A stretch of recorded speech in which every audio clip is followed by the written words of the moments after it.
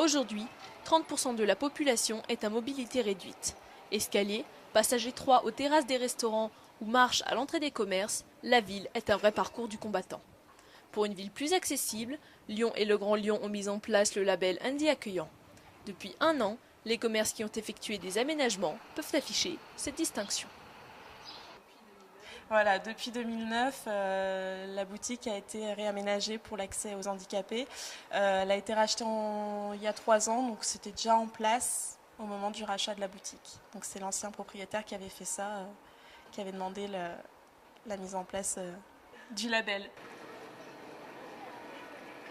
Alors l'objectif qu'on s'est fixé en fait, c'est que les collectivités investissent beaucoup pour mettre en accessibilité les locaux, les transports en commun. Et la loi concerne aussi les commerçants. Donc c'est d'abord un objectif de sensibilisation des commerçants qui, comme tout établissement recevant du public, doit être en conformité pour la fin de l'année. Donc on s'est fixé un objectif d'abord de sensibilisation qui ne peut pas être vraiment chiffré. C'est plus de la communication, de la sensibilisation et la volonté d'avoir un maximum de lieux accessibles au public handicapé dans la ville.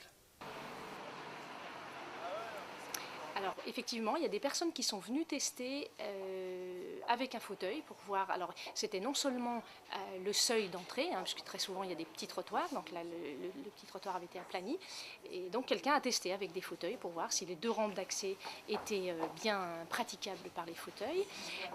On veille aussi aujourd'hui beaucoup à ce qu'il y ait un espace de circulation suffisant entre les étalages, entre les tables de livres, pour que ces fauteuils puissent circuler relativement aisément.